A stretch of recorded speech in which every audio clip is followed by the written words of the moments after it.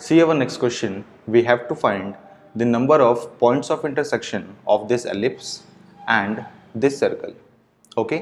So lecture videos में मैंने आपको बताया था कि जब कभी भी आप लोगों को दो कर्व्स के बीच में पॉइंट्स ऑफ इंटरसेक्शन को फाइंड आउट करना होता है तो आप किसी भी एक इक्वेशन को पिक कर लें. लेट सपोज आपने इसको पिक कर लिया और इस इक्वेशन के अंदर जो एक वेरिएबल है उसको दूसरे की टर्म्स में लिखिए. जैसे आपके पास X square plus Y square equals to 4 है तो आप यहाँ पे लिख सकते हैं X square is equals to 4 minus में वाई स्क्वायर. और आप इसको फर्दर लिख सकते हैं X is equals to plus minus root under 4 minus में Y square. Now second equation के अंदर आप लोग x की इस वाली वैल्यू को पुट कीजिएगा जिससे आपकी सेकेंड इक्वेशन पूरी y के टर्म्स में लिखी जा सके और वहाँ पे आप लोग फिर y को सॉल्व कर सकते हैं.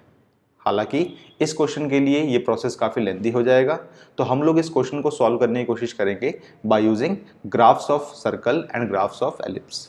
ओके, तो ध्यान से देखिए हमारे पास जो यहाँ पे इक्वेशन दे रखी है सर्कल की उसमें सेंटर है 0,0 और रेडियस है 2. तो चलिए फटाफट हम लोग यहाँ पे एक सर्कल ड्रॉ कर लेते हैं. लेट सपोज ये हमारी एक्स एक्सिस और वाई एक्सिस है.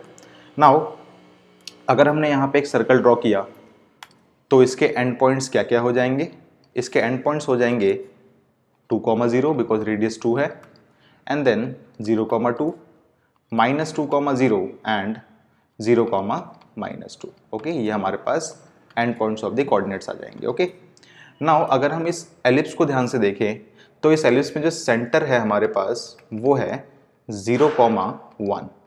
ओके, और यहाँ पे जो हमारे पास a है वो है 3 और b है हमारे पास 2 क्योंकि ये एलिप्स y एक्सिस वाला एलिप्स है बिकॉज y के नीचे यहाँ पे बड़ी टर्म लिखी हुई है. सो a इज इक्वल्स टू 3 हो जाएगा, b इज इक्वल्स टू 2 हो जाएगा.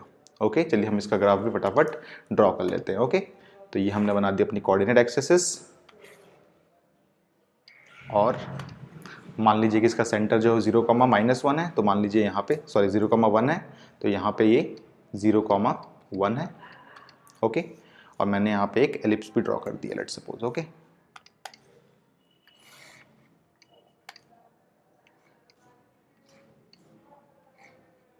ओके, मान लीजिए कि ये हमारे पास एलिप्स बन के आ गया.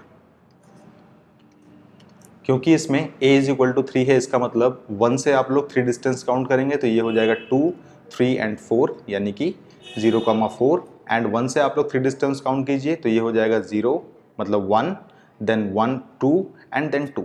ये हो जाएगा 0,-2 बिकॉज 1 से लेके -2 का डिस्टेंस ही 3 होता है. अब आपको ये फाइंड आउट करना है कि x एक्सिस पे जो पॉइंट्स आपके पास कट हो रहे हैं ये कितने होंगे.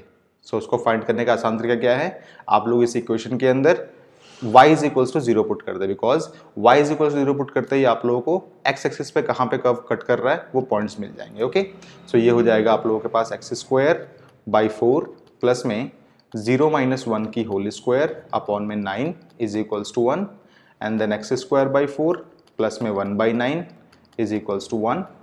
X square by 4 is equals to 1 minus में 1/9 and X square by 4 is equals to I think 8/9. X square is equals to आपके पास ऑप्टेन हो जाएगा 32/9 and X square is equals to आपके पास हो जाएगा 3 पॉइंट समथिंग. ओके, अगर X square is equal to 3 point something है तो एक्स इज इक्वल्स टू हो जाएगा प्लस माइनस में 1 पॉइंट समथिंग. चलिए मान लीजिए ये माइनस का 1 पॉइंट समथिंग है और ये 1 पॉइंट समथिंग प्लस का है. ओके, नाउ अगर आप लोग इस एलिप्स की इमेज को इस सर्कल की इमेज के ऊपर ओवरलैप करेंगे तो देखिए आपके पास कैसी इमेज बन के आएगी. मैं यहाँ पे रफली इसको ड्रॉ करने की कोशिश करता हूँ. सो ये है आपके पास 0,4 पे जा रहा है. कुछ ऐसी इक्वेशन आपके पास बन के आएगी.